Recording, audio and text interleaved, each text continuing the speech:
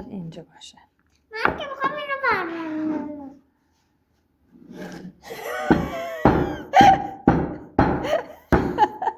خب اینا باید رو این باشه. چرا؟ خب بذار بسمالی.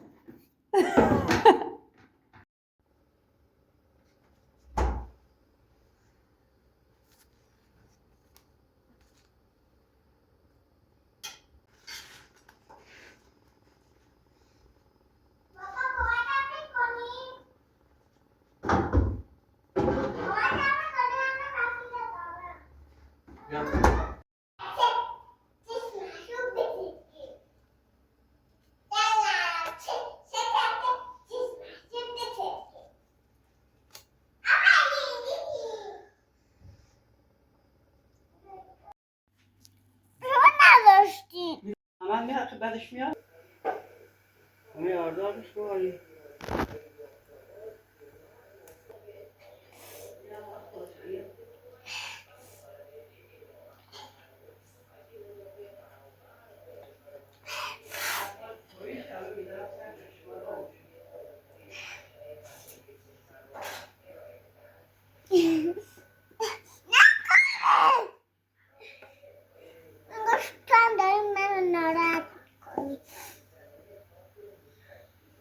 بیا هم از اون چیزایی که ما میشه هم پانده و درست کرده هم اونو درست نه گوش درک کن برشم میخوام مثل همونایی که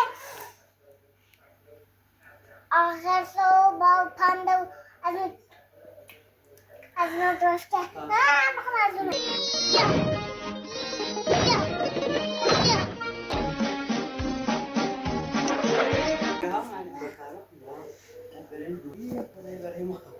باید دوتای شیری میخوایم شیر بریم دوتا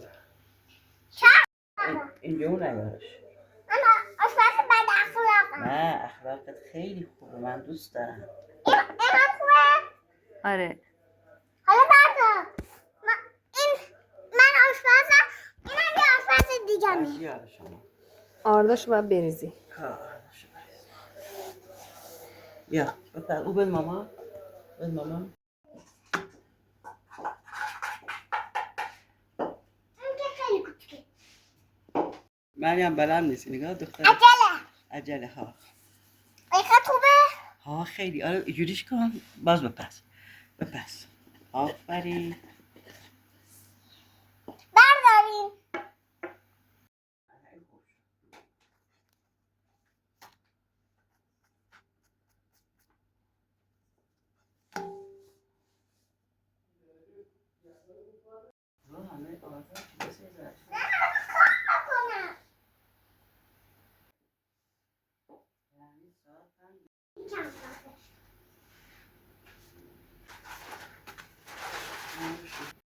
یا مریم یکی دیگه